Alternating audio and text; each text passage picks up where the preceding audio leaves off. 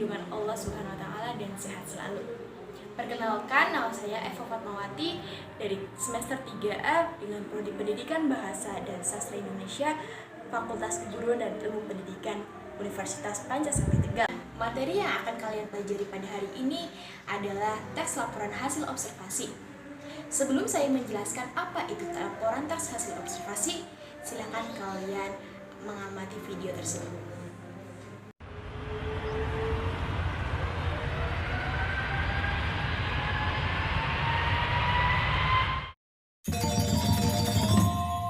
Wayang. Tentu saja kita semua sudah akrab dengan tradisi Indonesia yang satu ini.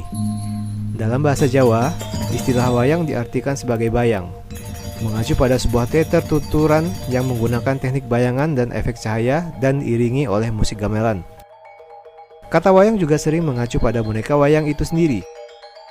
Boneka ini dikendalikan dan disuarakan oleh dalang dalam pertunjukan yang dapat berlangsung selama berjam-jam.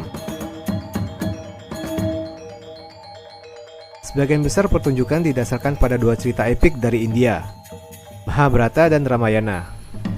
Di Bali dan Jawa, pertunjukan wayang cenderung menggabungkan kisah-kisah Hindu dengan ide-ide Buddhis, Islam, serta cerita-cerita rakyat dan mitos.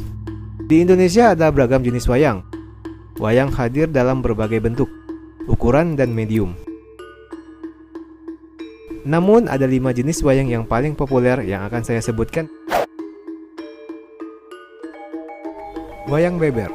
Wayang beber merupakan salah satu jenis wayang tertua di Indonesia. Dalam pertunjukan narasi ini, lembaran gambar panjang dijelaskan oleh seorang dalang. Wayang beber tertua dapat ditemukan di Pacitan, Donorojo, Jawa Timur. Selain dari kisah-kisah Mahabharata dan Ramayana, wayang beber juga menggunakan kisah-kisah dari cerita rakyat, seperti kisah asmara Panji Asmoro Bangun dan Dewi Sekartaji. Wayang kulit. Di Jawa Tengah dan Timur, jenis wayang paling populer adalah wayang kulit atau wayang kulit purwa. Wayang ini berbentuk pipih dan terbuat dari kulit kerbau atau kambing. Lengan dan kakinya bisa digerakkan. Di Bali dan Jawa, pertunjukan wayang kulit seringkali menggabungkan cerita-cerita Hindu dengan Buddha dan Islam. Wayang klitik atau karucil. Bentuk wayang ini mirip dengan wayang kulit, namun terbuat dari kayu bukan kulit. Mereka juga menggunakan bayangan dalam pertunjukannya. Kata klitik berasal dari suara kayu yang bersentuhan di saat wayang digerakkan, atau saat adegan perkelahian. Kisah-kisah yang digunakan dalam drama wayang ini berasal dari kerajaan-kerajaan Jawa Timur, seperti Kerajaan Jenggala, Kediri, dan Majapahit. Cerita yang paling populer adalah tentang Damar Wulan. Cerita ini dipenuhi dengan kisah perseturan asmara dan sangat digemari oleh publik. Wayang golek. Pertunjukan ini dilakukan menggunakan wayang 3 dimensi yang terbuat dari kayu. Jenis wayang ini paling populer di Jawa Barat. Ada 2 macam wayang golek, yaitu wayang golek papak cepak dan wayang golek purwa. Wayang golek yang banyak dikenal orang adalah wayang golek purwa. Kisah-kisah yang digunakan sering mengacu pada tradisi Jawa dan Islam, seperti kisah Pangeran Panji, Dharma Wulan, dan Amir Hamzah, pamannya Nabi Muhammad SAW. Wayang orang. Jenis wayang ini adalah sebuah drama tari yang menggunakan manusia untuk memerankan tokoh-tokoh yang didasarkan pada kisah-kisah wayang tradisional. Cerita yang sering digunakan adalah Semaradahana. Awalnya, wayang orang dipertunjukkan sebagai hiburan para bangsawan, namun kini menyebar menjadi bentuk kesenian populer. Itulah 5 jenis wayang yang paling populer di Indonesia. Setelah kalian mengamati video tersebut, tentunya kalian lebih paham tentang jenis-jenis wayang. Dari kegiatan tersebut, kalian sudah melakukan sebuah pengamatan atau observasi. Lalu, apa sih yang dimaksud dengan teks laporan hasil observasi?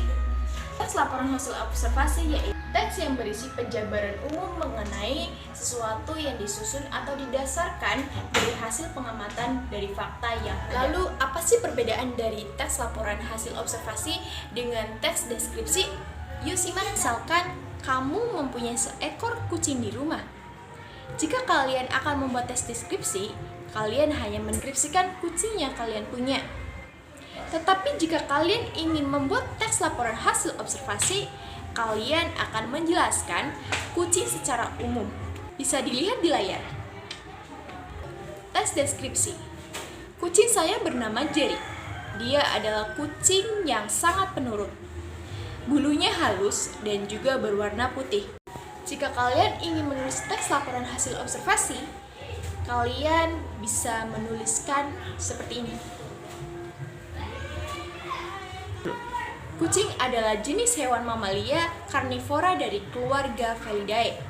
Nama ilmiah kucing adalah Felis catus atau Felis silvestris catus. Nah, jadi perbedaan antara tes deskripsi dengan tes laporan hasil observasi berupa tes deskripsi bersifat unik atau individu, sedangkan tes laporan hasil observasi berupa sifat global atau universal. Selanjutnya, kita mengenal ciri-ciri teks laporan hasil observasi. Yang pertama, universal atau artinya bersifat umum. Yang kedua, bersifat objektif. Ketiga, fakta. Keempat, spesifik. Kelima, lengkap. Dan yang terakhir, klasifikasi atau pengelompokan. Selanjutnya, kita mengenal struktur teks laporan hasil observasi. Yang pertama, pernyataan umum. Mencakup pembuka, pengantar mengenai hal yang disampaikan. Yang kedua, deskripsi bagian.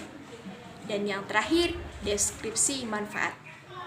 Berikut adalah materi tentang teks laporan hasil observasi. Dari saya, Eva Watmawati, pamit undur diri. Assalamualaikum warahmatullahi wabarakatuh.